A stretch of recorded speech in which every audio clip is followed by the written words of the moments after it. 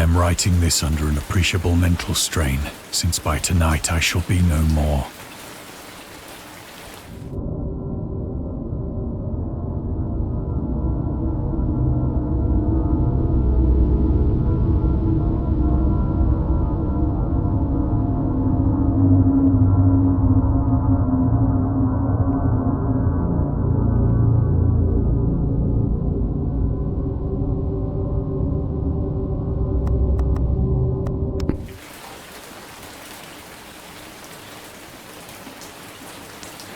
Penniless, and at the end of my supply of the drug which alone makes life endurable, I can bear the torture no longer, and shall cast myself from this garret window into the squalid street below.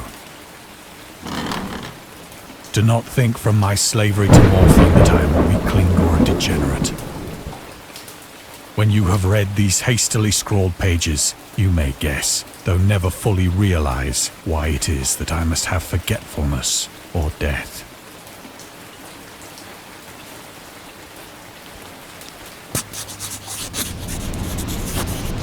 It was in one of the most open and least frequented parts of the broad Pacific that the packet of which I was supercargo fell a victim to the German sea raider.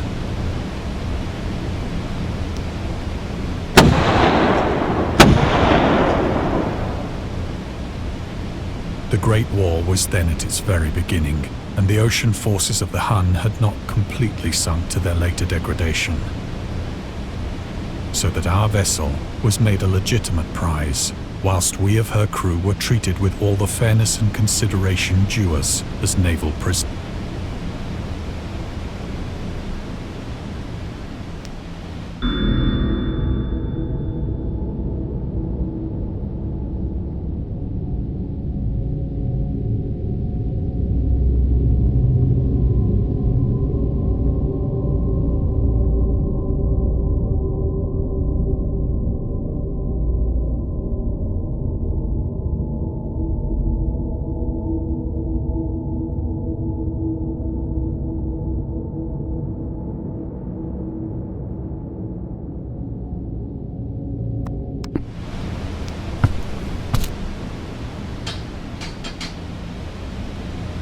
So liberal, indeed, was the discipline of our captors, that 5 days after we were taken, I managed to escape alone, in a small boat, with water and provision.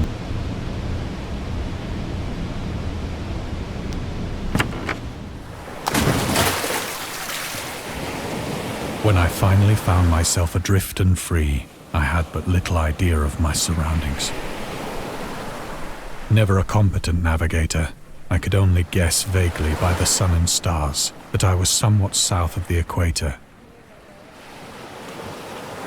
Of the longitude, I knew nothing, and no island or coastline was in sight.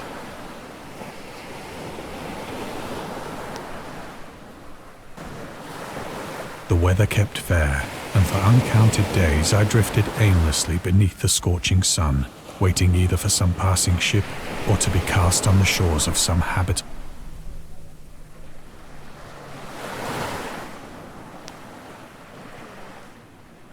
But neither ship nor land appeared, and I began to despair in my solitude upon the heaving vastness of unbroken blue. The change happened whilst I slept. Its details I shall never know, for my slumber, though troubled and dream-infested,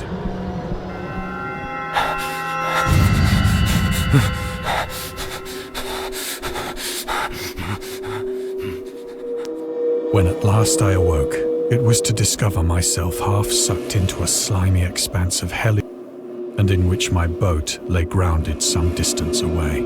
Though one might well imagine that my first sensation would be of wonder at so prodigious and unexpected a transformation, for there was in the air and in the rotting soil a sin. The region was putrid with the carcasses of decaying fish and of other less describable things which I saw protruding from the nasty.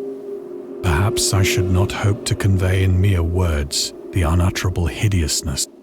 There was nothing within hearing and nothing in sight save a vast reach of black slime, Yet the very completeness of the stillness and the homogeneity of the landscape oppressed me with a nauseating fear. The sun was blazing down from a sky which seemed to me almost black in its cloudless cruelty, as though reflecting the inky marsh beneath my feet.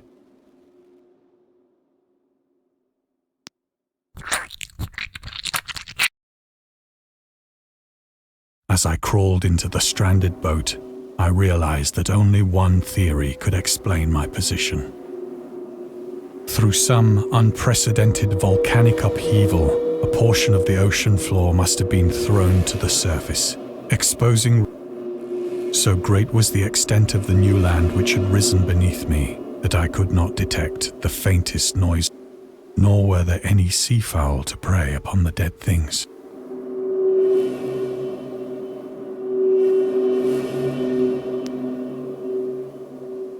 For several hours I sat thinking or brooding in the boat, which lay upon its side and afforded a slight shade as the sun moved across the heavens.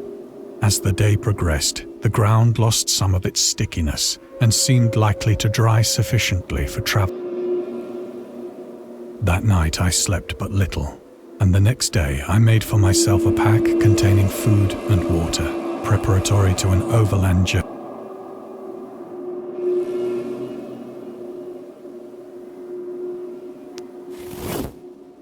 On the third morning, I found the soil dry enough to walk upon with ease.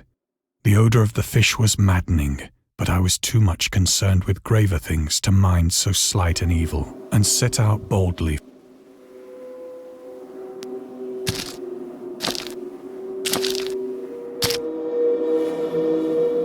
All day I forged steadily westward, guided by a faraway hummock which rose higher than any other elevation on the rolling desert.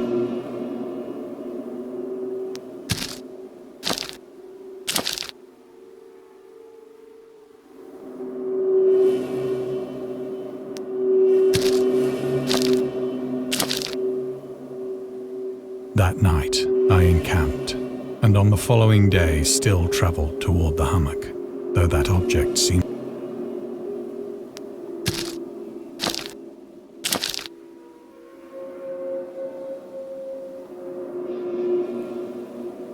By the fourth evening, I attained the base of the mound, which turned out to be much higher than it had appeared from a distance.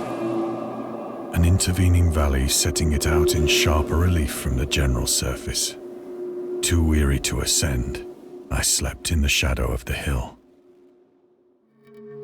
I know not why my dreams were so wild that night, but ere the waning and fantastically gibbous moon had risen far up,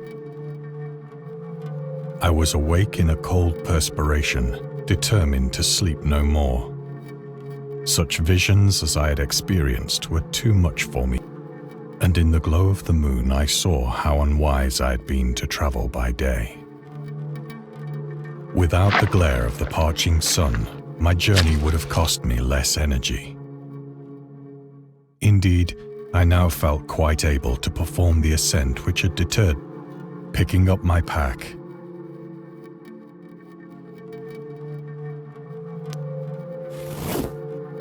I have said that the unbroken monotony of the rolling plain was a source of vague horror to me, but I think my horror was greater when I gained the summit of the mound and looked down the other, whose black recesses the moon had not yet soared high enough to illumine. I felt myself on the edge of the, peering over the rim into a fathomless chaos of eternal night.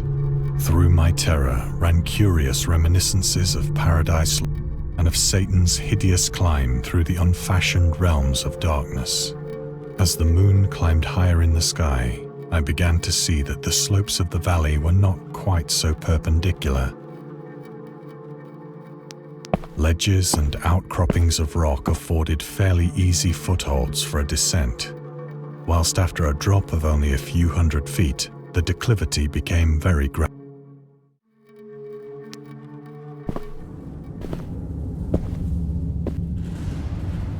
Urged on by an impulse which I cannot definitely analyze, I scrambled with difficulty down the road, gazing into the Stygian deeps, where no light had yet penetrated.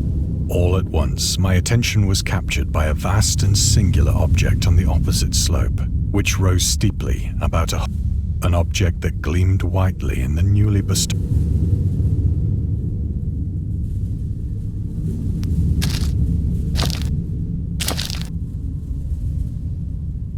That it was merely a gigantic piece of stone, but I was conscious of a distinct impression that its contour and position. A closer scrutiny filled me with sensations I cannot express.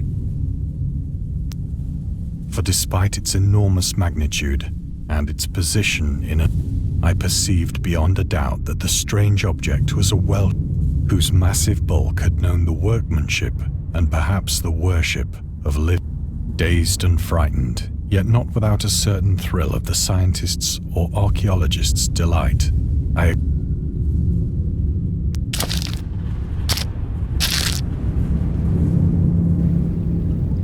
The moon, now near the zenith, shone weirdly and vividly above the towering steeps that hemmed in the chasm, and revealed the fact that a far-flung body of water flowed at the bottom, winding out of sight in both directions, and all across the chasm, the wavelets washed the base of the cycle, on whose surface I could now trace both inscriptions. The writing was in a system of hieroglyphics unknown to me, and unlike anything I'd ever, consisting for the most part of conventionalized aquatic symbols such as fishes, eels, several characters obviously represented marine things which are unknown to the modern world, but whose decomposing forms I had observed on the ocean-risen plain.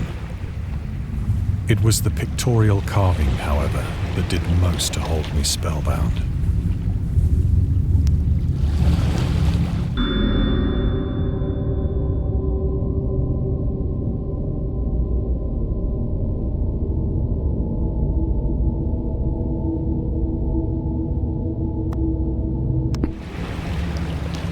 Plainly visible across the intervening water on account of their enormous size were an array of bas-reliefs whose subjects would have excited the envy of a dog.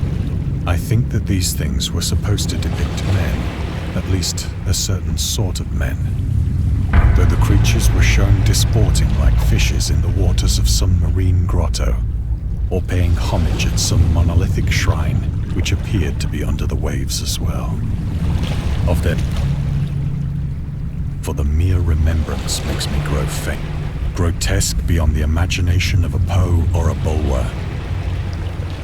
They were damnably human in general outline, despite webbed hands and feet, shockingly wide and flabby lips, glassy, bulging eyes, and other features less pleasant to recall. Curiously enough, they seemed to have been chiseled badly out of proportion with their scenic background. For one of the creatures was shown in the act of killing a whale, represented as but little larger than himself. I remarked, as I say, their grotesqueness and strange size, but in a moment decided that they were merely the imaginary gods of some primitive fishing or seafaring tribe, some tribe whose last descendant had perished eras before the first ancestor of the Piltdown or Neanderthal. Awestruck at this unexpected glimpse into a past beyond the conception of the most, I stood musing whilst the moon cast queer reflections on the silent channel before me. Then, suddenly, I saw it. With only a slight churning to mark its rise to the surface, the thing slid into view above the dark waters. Loathsome, it darted like a stupendous monster of nightmares to the monolith, about which it flung its gigantic scaly arms, while it bowed its hideous head and gave. I think I went mad then. Of my frantic ascent of the sloping cliff, and of my delirious journey back to the Stratton.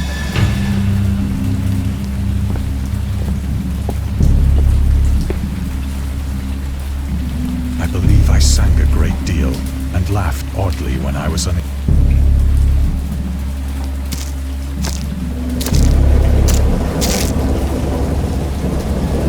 I have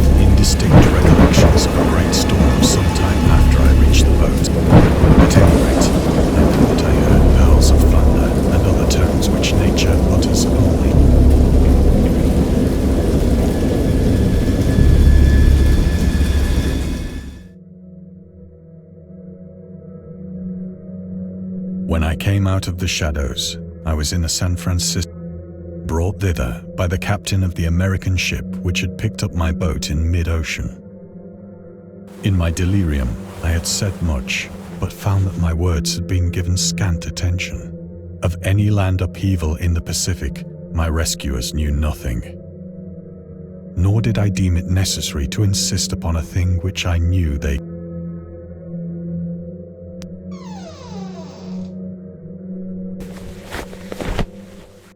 Once I sought out a celebrated ethnologist and amused him with peculiar questions regarding the ancient Philistine legend of Dagon, the fish god.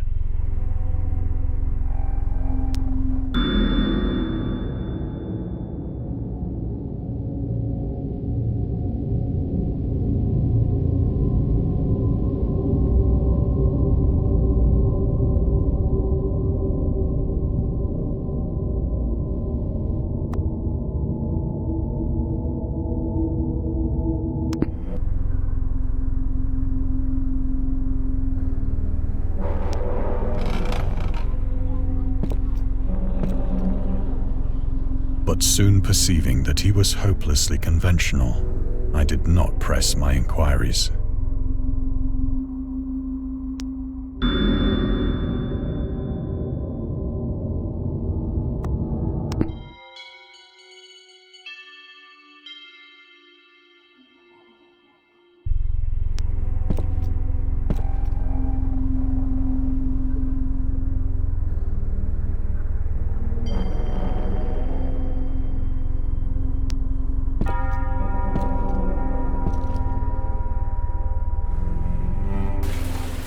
It is at night, especially when the moon is gibbous and waning, that I see the thing.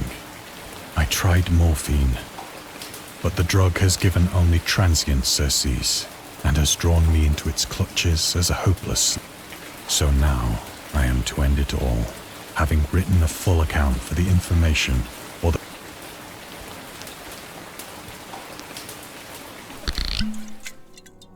Often I ask myself if it couldn't. A mere freak of fever, as I lay sun-stricken and raving in the open boat. This I ask myself, but ever does there come before me a hit. I cannot think of the deep sea without shuddering at the nameless things that may at this very moment be worshipping their ancient stone idols and carving their own detestable likenesses on submarine. I dream of a day when they may rise above the billows to drag down into their reeking talons of a day when the land shall sink and the dark ocean shall ascend amidst universal pandemonium.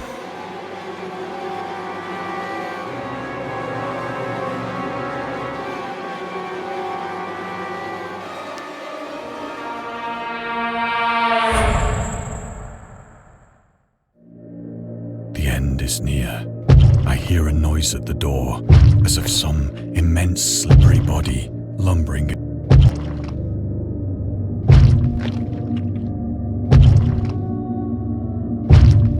It shall not find me.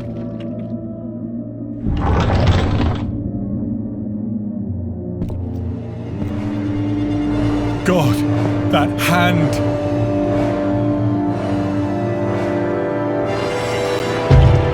The window! The window!